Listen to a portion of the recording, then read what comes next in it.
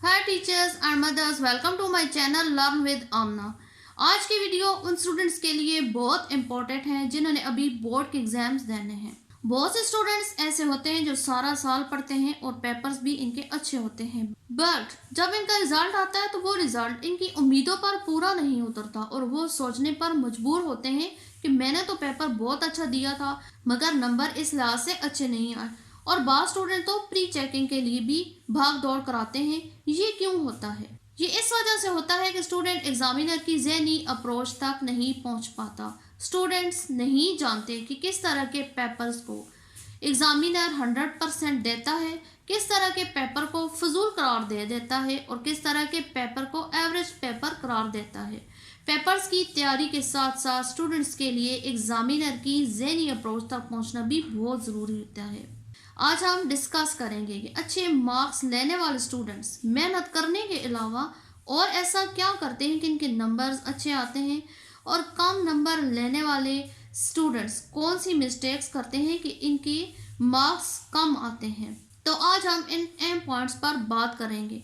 Video start करने से पहले अगर आपने मेरे चैनल को सब्सक्राइब नहीं किया तो सब्सक्राइब करें, बेल आइकन को लाजमी हिट करें ताकि मेरी हर नई आने वाली वीडियो का नोटिफिकेशन आपको मिले।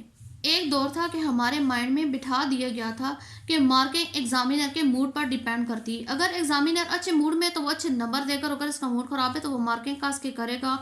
वाकई ये सूरत हाल पहले होती थी मगर अब सूरत हाल बदल गई है। अब बोर्ड के पेपर मुख्तलिफ क्लस्टर सेंटर्स में चेकिंग के लिए जब दिए जाते हैं तो साथ ही इनकी की बुक्स भी बोर्ड की तरफ से आती हैं और उसके मुताबिक ही एग्जामिनर ने नंबर देने होते हैं। तो अगर बच्चे ने सवाल पढ़कर इसका एक्यूरेट जवाब नहीं दिया होता और अपनी तरफ से लंबी लंबी गपें हाँकी हुई होती हैं कि मैंने अगर जवाब ज़्यादा लाइन्स का दिया तो मुझे एग्जामिनर ज़्यादा नंबर देगा, तो ये स्टूडेंट की खुशफहमी है। तो पहले पॉइंट को माइंड में रखिएगा, इस सवाल का जवाब टू द पॉइंट दें, जो पूछा गया है सिर्फ इसी का जवाब दें, अपना वक्त ज़ाया ना करें। नेक्स्ट पॉइंट पेपर की प्रेजेंटेशन है। अगर एक बच्चे को पेपर की प्रेजेंटेशन नहीं आती तो उस स्टूडेंट के अगर सारे के सारे सवालात भी ठीक हों फिर भी इसका पेपर एग्जामिनर को कभी भी इम्प्रेस नहीं कर सकेगा। और बहुत सारे स्टूडेंट का यही अलमिया है कि सारा साल पढ़ते हैं मगर पेपर देने का सही तरीका उनको नहीं आता। और स्कूल में भी टीचर सारा साल वक्तन फवक्तन टेस्ट लेते रहते हैं मगर इनका फोकस भी प्रेजेंटेशन पर नहीं होता। हालांकि एक बच्चा साल में कम अज़ कम एक सब्जेक्ट के 5 से 6 दफ़ा टेस्ट देता है। अगर स्कूल ही में इसको अच्छी तरीके से पेपर प्रेजेंटेशन के बारे में गाइडलाइन दे दी जाए तो बोर्ड के पेपर में इसके लिए एग्जामिनर की ज़हनी अप्रोच को देखकर पेपर को प्रेजेंट करना मुश्किल नहीं होगा। पेपर प्रेजेंटेशन में क्या क्या चीज़ें शामिल होती हैं? नंबर 1, एक साइड में मोटे मार्कर से लाइन लगी हुई हो, इस तरीके से। सवाल की नंबरिंग वाज़ह हो, इस तरीके से नंबरिंग वाज़ह हो। एक सवाल मुकम्मल होने पर मार्कर से लाइन लगाएं। जब एक सवाल कंप्लीट हो जाए तो लाजमी लाइन लगाएं। बाज़ दफ़ा एक सवाल ख़त्म होने पर बिना लाइन लगाए बच्चा तेज़ी से नीचे दूसरे सवाल स्टार्ट कर देता है और बेध्यानी में एग्जामिनर इस सवाल को एक ही सवाल समझकर मार्क्स दे देता है। इस वजह से भी मार्क्स कम आते हैं। एक बात जहन में रखिएगा, अगर हम एग्जामिनर को सहूलत देंगे पेपर चेक करने में तो उतनी ही मार्क्स देने में हाथ खुला रखेगा। अगर पेपर में खिचड़ी सी बनी हुई होगी तो एग्जामिनर उकताहट और झंझलाहट का शिकार होकर नंबर कम देगा, क्योंकि आपका पेपर इसको आपके निकम्मेपन का तासुर देगा। पेपर में एक नज़म और ज़ब्त नज़र आना बहुत ज़रूरी है। हर चीज़ अपनी जगह पर हो, सवाल अपनी जगह, जवाब अपनी जगह, हेडिंग्स अपनी जगह। और एक और बात ज़हन में रखिएगा कि हेडिंग देने में भी एक बैलेंस कायम रखें। ये नहीं कि हेडिंग ही हेडिंग नज़र आए और अंदर मवाद कम हो। ये नहीं कि 2 लाइनें आप लिखें फिर हेडिंग, फिर 2 लाइनें लिखें फिर हेडिंग। आप हेडिंग देकर एग्जामिनर को बेवकूफ़ नहीं बना सकते। आप जितनी हेडिंग बना सकते हैं उतनी बनाएं जितनी ज़रूरत है।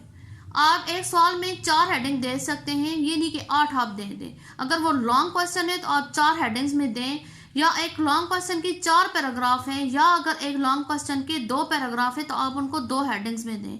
अगर हेडिंग का टाइम नहीं है तो आप एक सवाल के जवाब को पॉइंट्स की शक्ल में भी दे सकते हैं। जैसे कि फ़वाइद हैं, फ़वाइद जितने भी होते हैं बेनिफिट्स किसी चीज़ के लिखने, वो आप पॉइंट की शक्ल में दें तो ज़्यादा बेहतर है। किसी चीज़ के डिसएडवांटेज यानी कि नुकसानात हैं तो वो भी आप पॉइंट की शक्ल में देंगे तो ये ज़्यादा इम्प्रेस करेगा। स्टूडेंट एक और बहुत बड़ी गलती करते हैं कि आंसर शीट में सवाल की नंबरिंग सही नहीं रखते। याद रखें कि अगर आप सवाल नंबर 4 को पहले लिखना चाहते हैं तो इसकी नंबरिंग आंसर शीट में सवाल नंबर 4 ही के तौर पे दें, ये नहीं कि आप सवाल नंबर 1 लिख लें। और हमें ये बताया जाता था कि पेपर में सबसे पहले वो सवाल हल करना है जो सबसे अच्छा आता हो। हमारी यही ज़हनी अप्रोच अब एग्जामिनर की भी अप्रोच बन गई है। तो जब वो क्वेश्चन जो भी आप पहले लिखेंगे, जब वो चेक करेगा उसके माइंड में यही होगा कि ये स्टूडेंट ने वही क्वेश्चन लिखा है जो उसको सबसे ज़्यादा अच्छा आता है, तो वो थोड़ा नंबर खुल के देगा। तो हमने एग्जामिनर को डांच देना है। हमने सबसे पहले वो क्वेश्चन लिखना है जो कि हमें इतना ज़्यादा अच्छे तरीके से नहीं आता। मिसाल के तौर पे अगर हमें क्वेश्चन नंबर 3 बहुत अच्छा आता है तो हम इसको दरमियान में लेकर आएंगे, और अगर हमें सवाल नंबर 5 थोड़ा सा भूलता है तो हम उसे पहले लेकर आएंगे, क्योंकि जब एग्जामिनर हमारा क्वेश्चन नंबर 5 पहले चेक करेगा तो उसके माइंड में यही होगा कि स्टूडेंट ने इस क्वेश्चन को शुरू में इसलिए लिखा है कि इसको ये बहुत अच्छा आता है।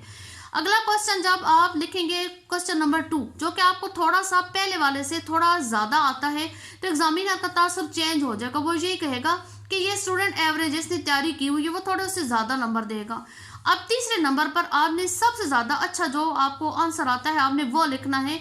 तो जो पहले 2 क्वेश्चन चेक करते हुए एग्जामिनर के जहन में तासुर आपका बना था वो मिट जाएगा। वो कहेगा कि ये बच्चा मेहनती है, और ये आपको ऐसा ऐसा खुले नंबर देगा।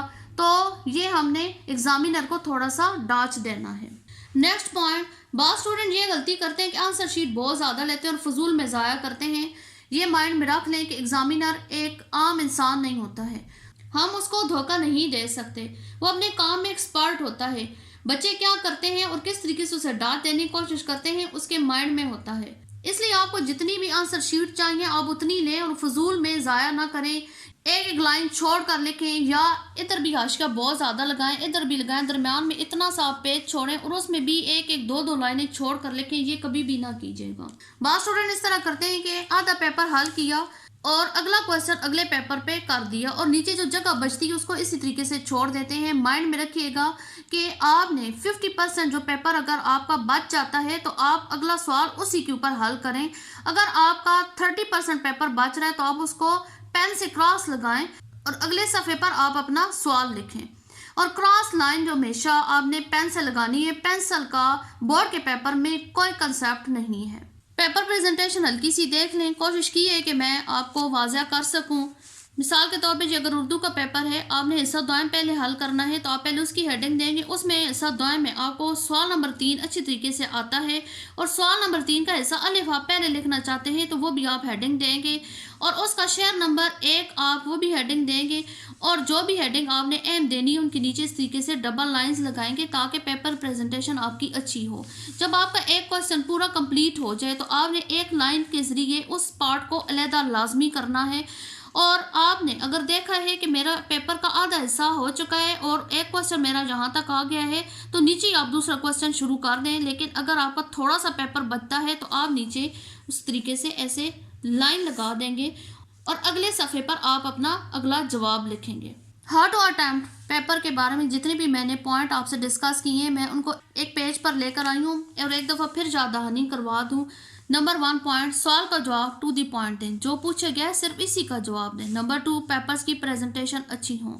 प्रेजेंटेशन में जो चीज़ें आती हैं वो नंबर 1, एक साइड पर मोटे मार्कर से लाइन लगी हुई हो। नंबर 2, सवाल की नंबरिंग वाज़िया हो। नंबर 3, एक सवाल मुकम्मल होने पर मार्कर से लाइन लगाएं। नंबर 4, पेपर में नज़म व ज़ब्त नज़र आना चाहिए, हर चीज़ अपनी जगह हो, सवाल अपनी जगह, जवाब अपनी जगह हो। नंबर 5, सवाल की नंबरिंग सही तरह से लिखें, सवाल की नंबरिंग सवालिया पेपर को सामने रख कर करें। नंबर 6, आंसर शीट जितनी ज़रूरत हो इतनी लगाएं, फजूल में पेपर्स ना लगाएं। नंबर 7, हेडिंग देने में बैलेंस रखें। पेपर का अगर 50% बच जाए तो दूसरा सवाल इसी पेज से स्टार्ट करें, और अगर 70% हल हुआ है और 30% बचे तो अगले सफ़े पर आप नेक्स्ट क्वेश्चन लिखें। जब पूरा पेपर कंप्लीट कर लें तो जो सफ़ात बाकी बचते हैं उन पर पेन से क्रॉस लगाएं। कभी भी कोई सवाल छोड़ कर ना आए, जैसे तैसे करके इसका जवाब लाजमी लिखें। I hope students and teachers आपको मेरा ये टॉपिक पसंद आया होगा। टीचर्स को भी चाहिए कि बच्चों को इस तरीके से रिहर्सल के तौर पे बार बार पेपर प्रेजेंटेशन करने का तरीका बताएं और स्टूडेंट्स भी बार बार इसकी प्रैक्टिस करें ताकि आपके लिए बोर्ड के पेपर अनफेमिलियर ना रहें। Thanks for watching.